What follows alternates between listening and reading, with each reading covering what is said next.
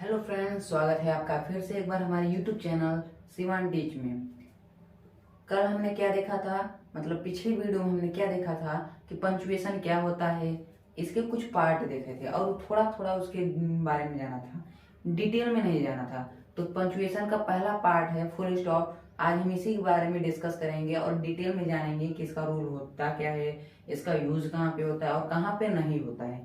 ठीक, तो चलो शुरू करते हैं आज की क्लासेस बिना देर किए हुए। अगर आप हमारे चैनल पर नए हैं तो हमारे चैनल को सब्सक्राइब कीजिए, लाइक कीजिए, शेयर कीजिए और कमेंट जरूर कीजिएगा। ठीक, चलो शुरू करते हैं आज की classes. Let's start our classes.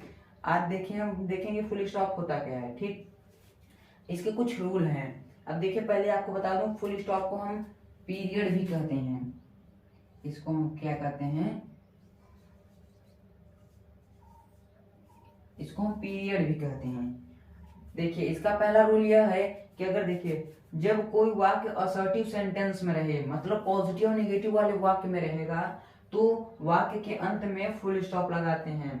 मतलब अगर कोई वाक्य असर्टिव सेंटेंस में है तो उसके बाद में हम क्या लगाए, लास्ट में क्या लगाएंगे, फुल स्टॉप। देखिए जैसे यहाँ पे है एक वाक्य, he wants to become an IAS officer.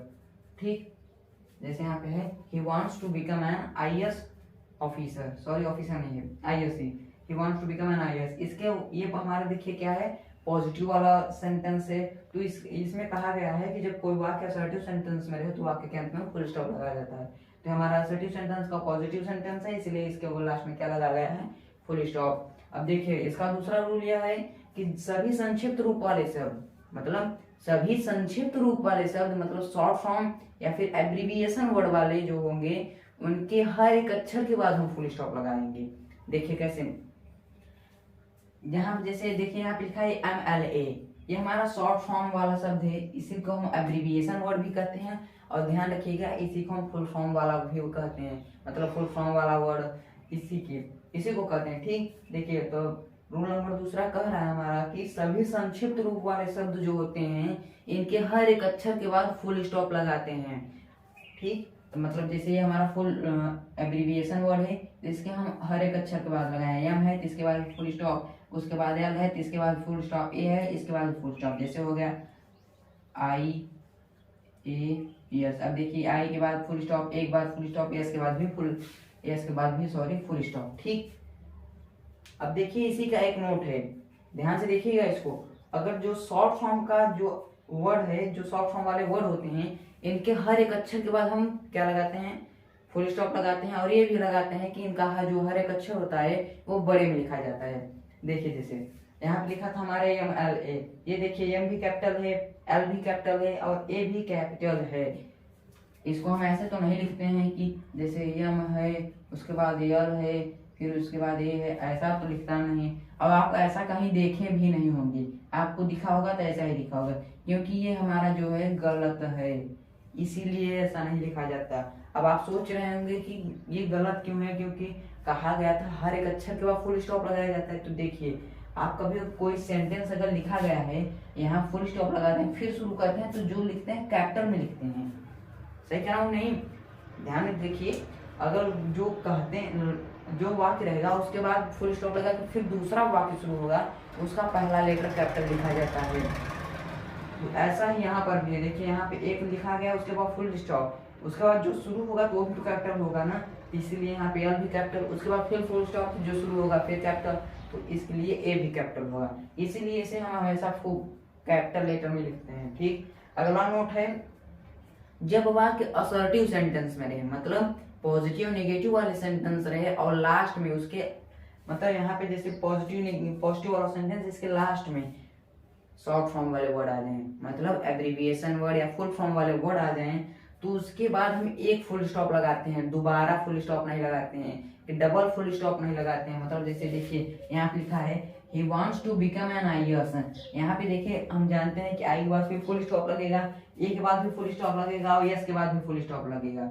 ठीक, और ये भी सोच जानते होंगे कि ये सेंटेंस है इसका भी फुल स्टॉप लगेगा, मगर हमारा जो नोट है ये कहता है कि अगर लास्ट में एब्रीविएशन वर्ड आएगा तो उसके बाद हम दो बार फुल स्टॉप नहीं लगाते हैं। जो हमारे ये है एस के बाद फुल स्टॉप लगेगा, यही हमारा सेंटेंस का भी फुल स्टॉप होगा, तो एक ही फुल स्टॉप लगेगा, दोबारा नहीं लगेगा। ध्यान रखिएगा, बहुत गलती होता है इसमें। रूल नंबर तीसरा है इसका, जब वाक्य डायरेक्ट स्पीच में रहे और इंट्रोगेटिव सेंटेंस, जो इंट्रोगेटिव सेंटेंस होता है वो डायरेक्ट स्पीच के रिपोर्टेड स्पीच में आ जाए। मतलब देखिए इसका, जैसे हमारा कोई सेंटेंस है और ये हम जानते हैं रिपोर्टिंग स्पीच है, और ये हमारा जानते हैं रिपोर्टेड स्पीच है। ठीक, अगर हमारा देखिए कोई भी वाक्य हो डायरेक्ट स्पीच में और रिपोर्टेड स्पीच में हमारा इंट्रोगेटिव सेंटेंस आ जाए, तो उसको जब हम इनडायरेक्ट बनाते हैं तो उसके लास्ट में फुल स्टॉप लगाते हैं। देखिए जैसे he said to me what are you doing.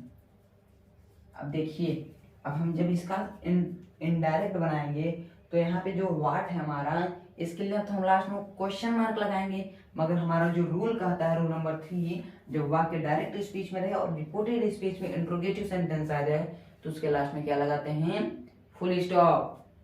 तो इसीलिए हम आपने यहाँ क्या लगाएंगे, फुल स्टॉप। ठीक, ये हमारा सही होगा। क्वेश्चन मार्क अगर करे तो गलत हो जाएगा, ध्यान में रखिएगा। ठीक, अगला हमारा नोट है कि जो डॉक्टर होता है, बहुत सारे दिन देखे होंगे कि किसी के नेम के आगे डॉक्टर लगा देते हैं, डॉक्टर पिंटू। एग्जाम्पल में देखिए, डॉक्टर, मिस्टर, मिसेस, सेंट, पंडित, जो ये सब वर्ड हैं, इनके बाद हम फुल स्टॉप नहीं लगाते हैं। अब आप सोच रहे होंगे कि इनके बाद फुल स्टॉप लगाते क्यों नहीं, तो जानिए इनके बाद फुल स्टॉप इसलिए नहीं लगाते हैं। इनके बाद फुल स्टॉप इसलिए नहीं लगाते हैं क्योंकि हम इन्हें पूरा पढ़ते हैं। इन्हें हम DR तो नहीं पढ़ते, MR नहीं पढ़ते, MRS नहीं पढ़ते, PT नहीं पढ़ते, ST नहीं पढ़ते। इनको हम पढ़ते हैं doctor, mister, missus, pandit and saint. ठीक, इसलिए हम इनके बाद फुल स्टॉप को नहीं लगाते हैं। अब अगला नोट है हमारा first, second, third, fourth, fifth. ये भी इसी के तरह है कि first, second, third, fourth, fifth के बाद फुल स्टॉप नहीं लगाते हैं, क्योंकि इन्हें भी हम पूरा पढ़ते हैं। तो आपको आशा है मुझे कि आपको आज मेरा समझ में आया होगा, मेरा टॉपिक फुल स्टॉप क्या है। अगर आपको समझ में आया तो हमारे चैनल को सब्सक्राइब कीजिए, लाइक कीजिए और शेयर कीजिए, कमेंट जरूर कीजिएगा। आज के लिए बस इतना है। कल फिर मिलेगी हम किसी नए टॉपिक के साथ और नए अंदाज में। आज के लिए बस इतना ही। Thank you for seeing my topic. Okay, that's all, bye.